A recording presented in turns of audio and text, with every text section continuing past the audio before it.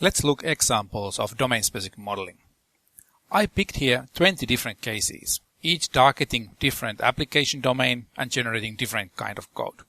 The languages are used for different purposes too, such as for application development, which is the biggest category here, but also for architecture design, for testing, verification and validation, service design, configuration, and so forth. The languages described are also used by different purpose and different people, not only for programmers and developers, but also by test engineers, service creators, interaction specialists, and so on. The first case here deals with modeling financial contracts. So the modeler is here non-programmer, an insurance expert. Using this modeling language, he specifies insurance products and financial contracts and generates the full code. The modeling language you see here shows the structure of the system, structure of the product. And the modeling concepts in this language deal with insurance concepts, such as accidents, risks, bonuses, payments, damages. In other words, the concepts that insurance expert already knows.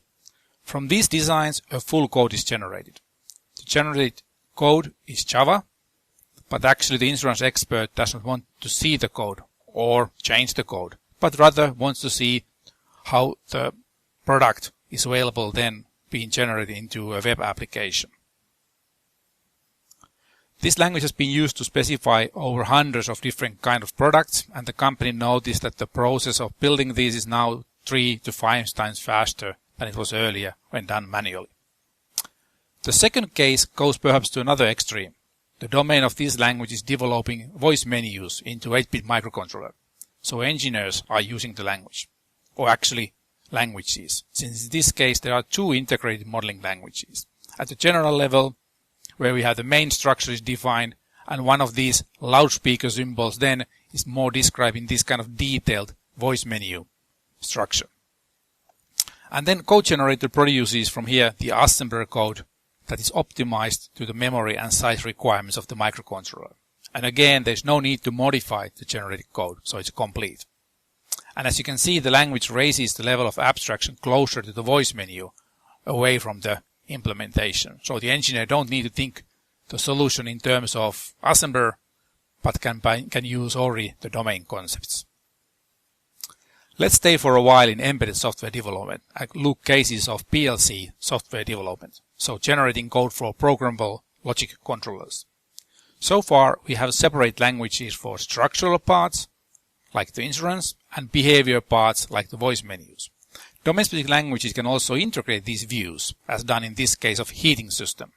So we have here a modeling language describing the structure, different kind of instruments and how pipes are connecting them, and the language also checks the rules here and doesn't allow me to make illegal designs or checks that,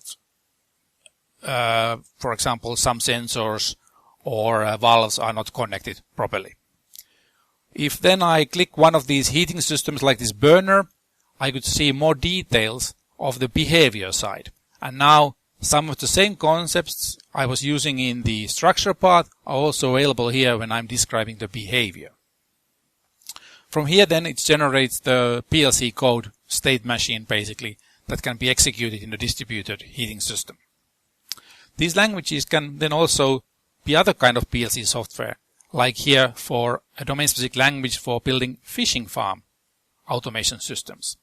So here you can see different kind of ponds, wiring, and how it takes care of the feeding of the fishes, lights, heats, checks that the water is in a good condition, and so forth. And from these kind of models, the company is generating not only the code, but also wiring plans, installation guidelines, server data, and even the user interface.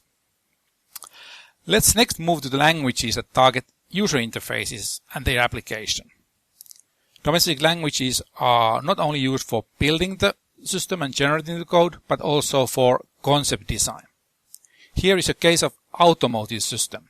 So most modern systems nowadays in cars have up more than 1,000 menus. So automotive manufacturer designs them and can generate prototypes from here, and then can give the system for the third party supplier to implement it, or the supplier can use the same language to finalize the system in a certain target. Similar user interface design and actually interaction design can be happen in other domains too than in automotive. For example, in a mobile phone area. And in this case, we have actually two different views for the system. So we have a very detailed level design view which shows things like localization, icons and so forth. But we can also choose here user view, and then we get a more a simpler view for the system that hides some of the details. But still here we can generate the code and also integrate to the localization. This example deals with mostly targeting plain code generation, as all the user interface elements are fixed in this language. So the developer can use in the models the realistic user interface elements, add there the navigation between the widgets, and then also how the services of the phone, like making a call, sending an SMS, are made, and then can generate the code. Rather than having this kind of generic platform language, you can also have dedicated domain-specific languages that target certain application types, like here point of sale systems. So abstraction can be raised further, like here in this particular language, for example, this concept of L means login and authentication.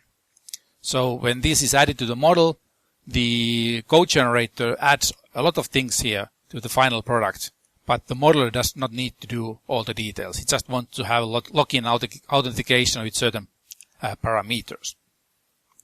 And again here, the code can be executed. Final example of UI application I have here is one targeting sports computers. And again here we have different kind of displays, menus, navigations are modeled, and this can be generated. Usually in devices like various kind of embedded devices, UI applications can often be half of the old code needed. Domain-specific language is also used to describe different kind of processes and services. For example, here I have a language that targets document engineering and describe different kind of stage, and actually parallel states what's going in the process and what is the states of the document. Languages can also be used to describe various kind of services. Here I have those dealing with call processing. So service engineers at telecom operator are specifying call processing using concepts they already know: proxies, locations, redirecting, and so forth. And from this specification, an XML configuration can be produced to be executed. So the service engineer don't need to know and write XML, but can use already known concept in the visual model and then generate the required code. Domain-specific modeling is also applied for service creation and providing service creation environments. This example shows how telephony operator specifies various services to their customers, like here location-based telephony service routing thing. But it could be also presence-based routing, region-based routing, time-based routing, and so forth. One key characteristic of a good domain-specific language is that it mimics closely to the domain it addresses. And also then the domain should immediately look and be visible in the notation. This example shows a domain-specific language for specifying interlocking of railway systems. So the modeling concept here deals with tracks, switches, line segments, controlling and lights and so forth. And here we can then generate interlocking code. The visualization can also be used for other kind of important information, like in this language targeting configuration of real-time operating system. We show clearly in the diagram in which priorities different tasks may have. So the language here uses concepts like functions, timers, interrupts as main modeling constructs and then generates the configuration date. Let's move next to the testing.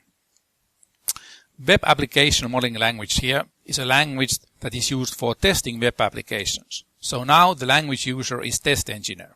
Test engineer can specify test cases using already familiar domain concepts: pages, navigation between them, page contents, data available, and so forth. And the generators are now used to translate this model into test cases. And in particular case here, this model is translated to be used in a testing tool. Domain that testing targets can also be other than web applications. It can be also very dedicated, like in this example, testing military IP telephonies and their networking. Here we have two different kind of test models. Left one describes a single test case, like device 1 makes a point-to-point call to device 3, and after 2 seconds ends the call, and so forth. The model here on the right describes test logic. So it doesn't say which device is used, but generator applies random logic. So it goes through all the tests, all the devices in the test app, and generates multiple test cases from a single test logic. Designs made with domain-specific modeling languages can also be verified with defect analysis tools. In this example, domain-specific language is used for describing flow control, and the data is generated into a testing environment, TVEC in this example, which analyzes the models and generates test vectors for every logic path. The generated test suites are then run for verification. Let's move next to the architecture design and automation domain. We have here the architecture design with different type of components and their communication. For example, the communication can be input-output flows, client-server messaging, or power-based. This architecture can be also detailed into lower-level languages and can be also used to generate not only code but also other kind of models, like here Simulink, which is applied in Automotive.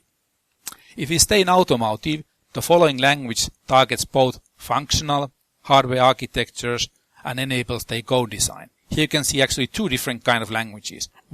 This one addressing the functional architecture, and then another one describing the hardware architecture. So they are usually different kind of people doing this.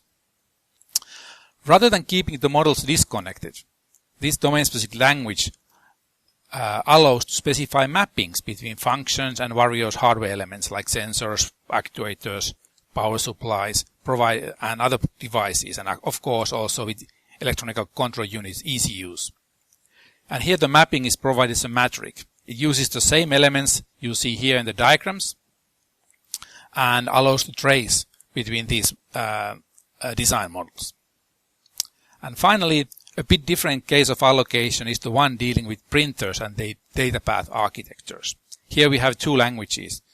One language describes the steps that we took, and then we have also other language for describing hardware architectures, alternative hardware architectures, which you can see here at these boxes. And if I click one box, I can see one possible hardware architecture and also showing some of the allocations. And then if I can easily then choose between different allocations. If I pick this one, this model become annotated, so I can see where each step has been allocated. And this information can then be generated here by combining the allocation data and put it to some performance analysis tool or other kind of simulation analysis tool. All these examples show the idea of domain-specific modeling. You create a model at high-level abstraction and then generate different kind of artifacts. And this works because the languages need to fit only narrow area of interest. So the modeling language is a domain-specific. It operates at higher level, does not visualize the code, and uses concepts people are already familiar with. Also, the code generators are domain-specific. So it always generates full, efficient code. There is no need to change the code afterwards, and no round-tripping or isolation of the code and model problems. And this works because if you find out that your generated code is not efficient, you can change the generator. Thank you for watching this video on 20 different cases of domain-specific modeling. For more examples, case studies, analyst reports, user testimonials, please visit metacase.com. Thank you for watching.